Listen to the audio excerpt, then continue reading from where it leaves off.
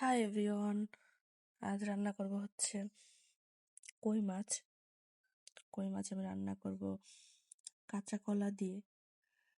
তো আমি মাছটাকে ভালো করে ধুয়ে নিয়েছি। এখন আমি হলুদ লবণ মাখিয়ে মাছগুলোকে ভেজে নিব।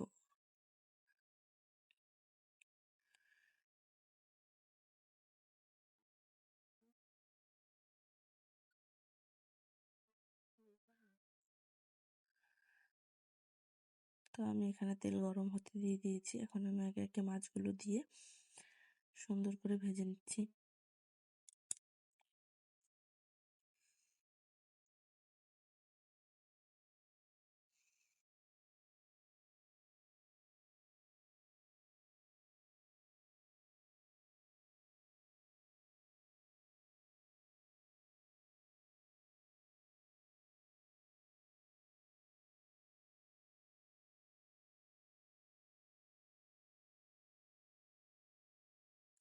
মাছগুলো ভেজে নিতে নিতে আমি এখানে সব রান্নার সবকিছু রেডি করে নিচ্ছিলাম,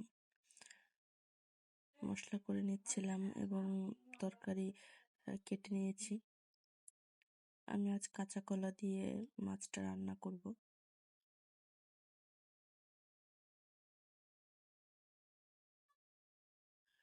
কই মাছগুলো কিন্তু বেশ বড়। এখানে একটু ছোটই লাগছে মনে হচ্ছে, কিন্তু মাছগুলো কিন্তু বেশ অনেকটাই বড়।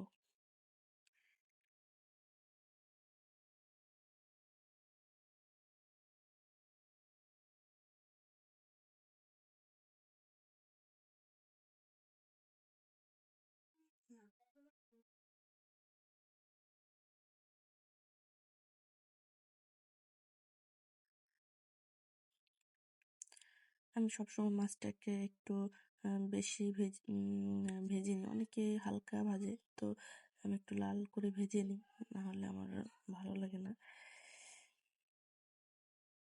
তো আমি মাছগুলোকে একটু সময় নিয়ে ভেজে নিচ্ছি সুন্দর করে, এপিট ওপিট করে। এবং সাথে আমি আরো যে কাজ থাকে এগুলো করে নিচ্ছি। মশলা করে নিচ্ছিলাম।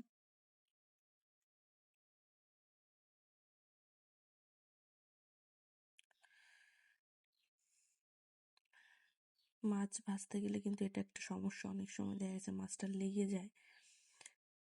তো একটু বেশি করে ভেজে নিলে তারপর ঠিক সুন্দর করে উঠে যায়।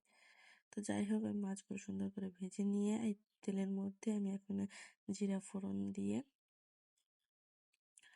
আমি কাঁচা কলাগুলোকে ভেজে নেব।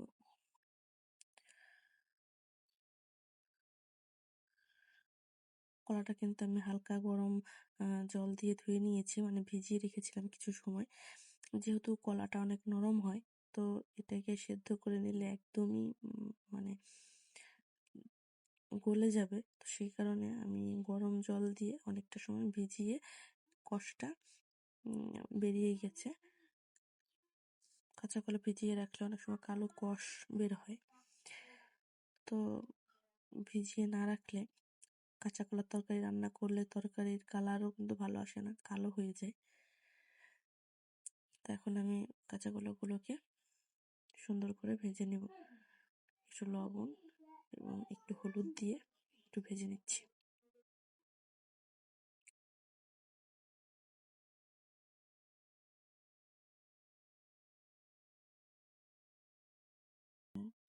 কে কে তরকারি পছন্দ করেন অবশ্যই কিন্তু জানাবেন। তো আমি এখানে সুন্দর করে ভেজে নিচ্ছি।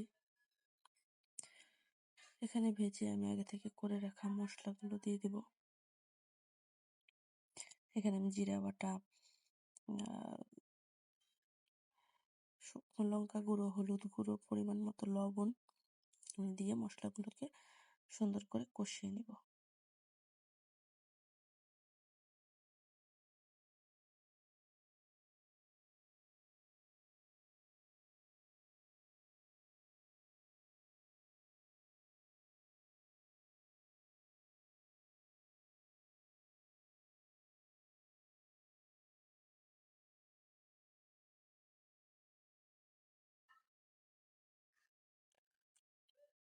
তো মশলাটা কষানো হয়ে গেলে আমি এখানে পরিমাণ মতো ঝোলের জল দিয়ে দিলাম।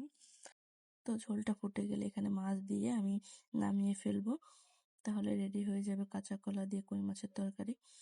তো কে কিভাবে পছন্দ করেন অবশ্যই কমেন্ট করে জানাবেন। ভিডিওটি ভালো লাগলে লাইক, কমেন্ট, শেয়ার করবেন। ধন্যবাদ সবাইকে।